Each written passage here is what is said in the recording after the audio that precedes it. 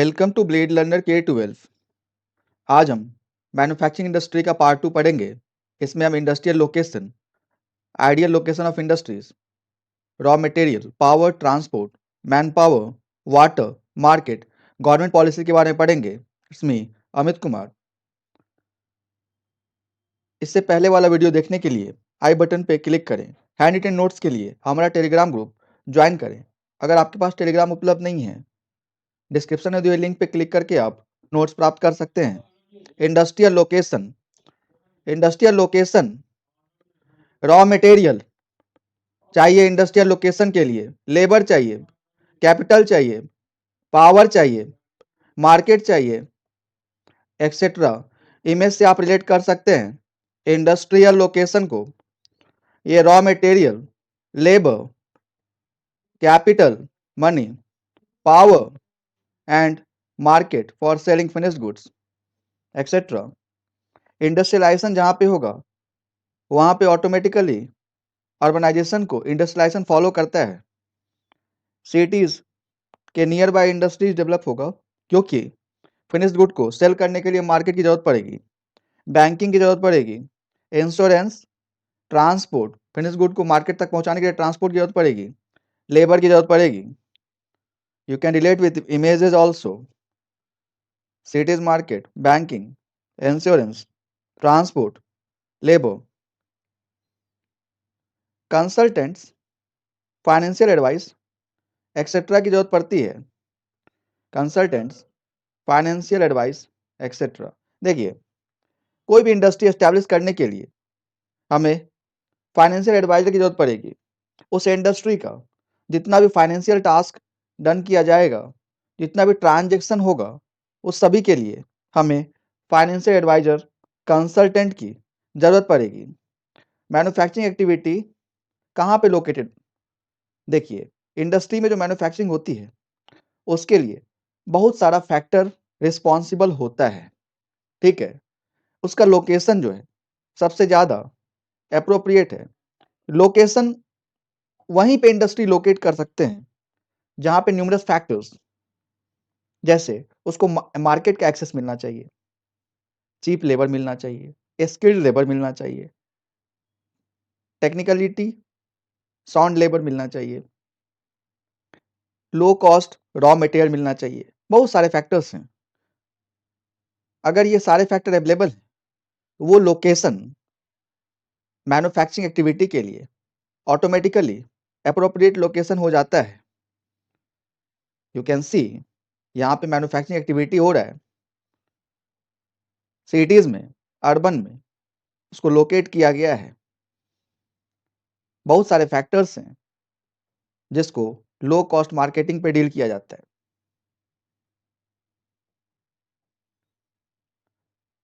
देखिए, एक क्वेश्चन आता है दिमाग में, एग्जाम में पूछ सकता है, what do you mean by agglomeration economies? क्या लिखेंगे आंसर में? अगर बहुत सारा इंडस्ट्रीज एक साथ आ जाए, क्यों आएगा ये? ऑब्वियसली अर्बन लोकेशन के जितने भी एडवांटेजेस होंगे उसका यूज करने के लिए बहुत सारे इंडस्ट्री एक जगह आएंगे, और इस इकोनॉमी को हम एग्लोमरेशन इकोनॉमीज कहते हैं। याद होगा, प्री इंडिपेंडेंस एरा में जितने भी इंडस्ट्री थे मैक्सिमम कोस्टल लोकेशन पे थे। अगर याद ना हो, याद कीजिए मुंबई को, कोलकाता को, चेन्नई को। प्री इंडिपेंडेंस एरा में फेमस लोकेशन था मुंबई, कोलकाता, चेन्नई।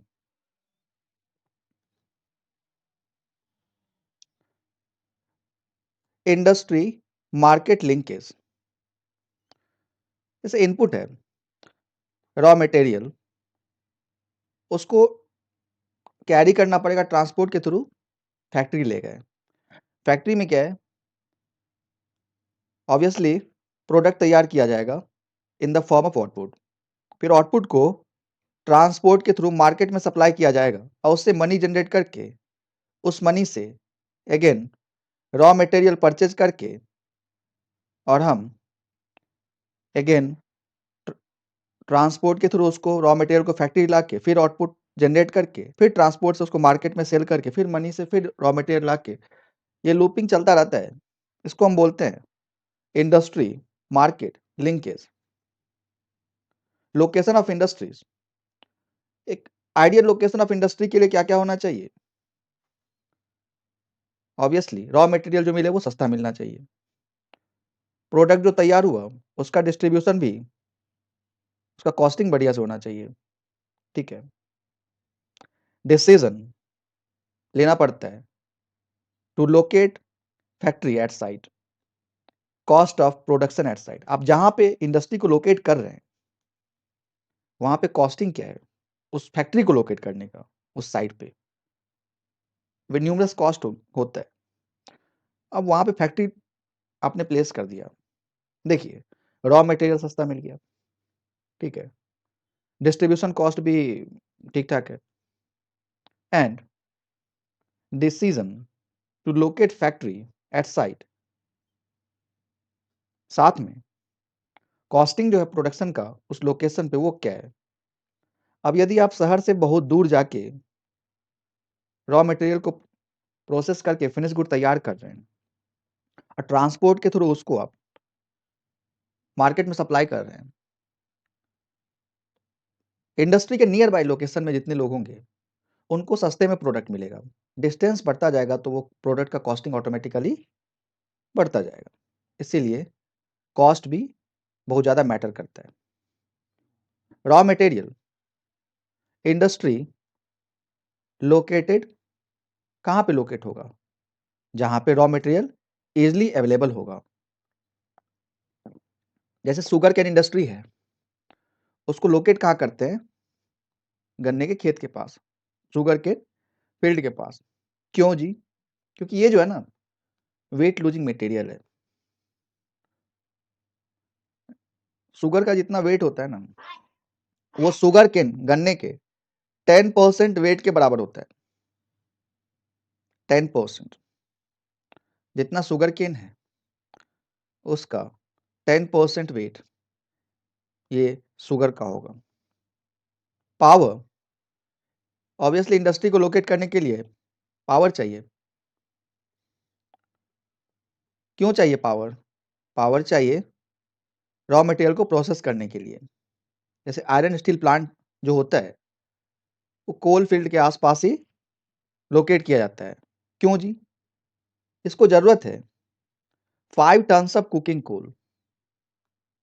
देखिए 1 टन आयरन ओर को मेल्ट करने के लिए 5 टन कुकिंग कोल की जरूरत है। कितना कोयला चाहिए इसको? बहुत ज्यादा। तो ऑब्वियसली आयरन स्टील इंडस्ट्री कोल जहां पे कोयला उपलब्ध होगा वहां पे होगा। ये देखिए इमेज में आयरन स्टील इंडस्ट्री और ये कोल माइंस। ट्रांसपोर्ट नीडेड, क्या जरूरत पड़ी ट्रांसपोर्ट की? रॉ मटेरियल को कैरी करने के लिए। ऑब्वियसली रॉ मटेरियल कैरी करके हम फैक्ट्री में लाएंगे। फैक्ट्री में रॉ मटेरियल क्या होगा? प्रोसेस होगा, मैन्युफैक्चर होगा, अब फिनिश्ड गुड को मार्केट में सेल किया जाएगा। Iron and steel industry oil refinery को कहाँ लोकेट किया गया है? इसको लोकेट किया गया है रेलवे स्टेशन के पास, पोर्ट के पास, क्योंकि इसको ट्रांसपोर्टेशन कॉस्ट ज्यादा पे करना पड़ता है। ये देखिए iron steel industry oil refinery. Man power, obviously जहां पे ज्यादा स्किल्ड अनस्किल्ड टेक्निकली साउंड लोग होंगे, लेबर होगा। गांव से शहर तक सप्लाई होता है अनस्किल्ड लेबर का। कहां से? Urban to rural supply of unskilled labour. जैसे मुंबई, चेन्नई, बैंगलोर, कोलकाता, दिल्ली एक्सेट्रा, इन सभी जगह लेबर माइग्रेट करते हैं। वाटर, पानी जो है बहुत एसेंशियल है, पानी होना ही चाहिए जहां पे इंडस्ट्री होगा। स्पेशली आयरन स्टील इंडस्ट्री के लिए, टेक्सटाइल रेयन इंडस्ट्री के लिए, पेपर इंडस्ट्री के लिए वाटर मस्ट है। ये इंडस्ट्री वहीं होगा नदी के किनारे में जहां पे इसको वाटर इजिली अवेलेबल होगा। जैसे देखिए 1 टन स्टील जो है ना, को 300 टन्स ऑफ वाटर की जरूरत पड़ती है इसको ठंडा करने के लिए। ठीक है, 1 टन रेयन है, इसको 100 टन वाटर की जरूरत पड़ती है ब्लीच करने के लिए।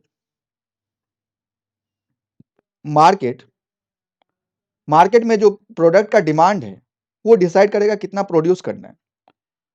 High demand purchasing power determine करता है मार्केट को।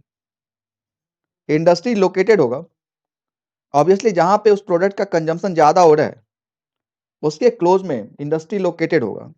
इससे क्या फायदा होगा, कंज्यूमर को सस्ते में प्रोडक्ट मिल जाएगा। You can see this market. Government policies, state government क्या करती है, कुछ लोकेशन को इंडस्ट्रियल जोन्स में डिवाइड कर दिए। इंडस्ट्रियल जोन में क्या होता है, गवर्नमेंट कंसेशन दिया जाता है। इस गवर्नमेंट कंसेशन की मदद से इंडस्ट्री का ग्रोथ होता है। Thank you, all the best.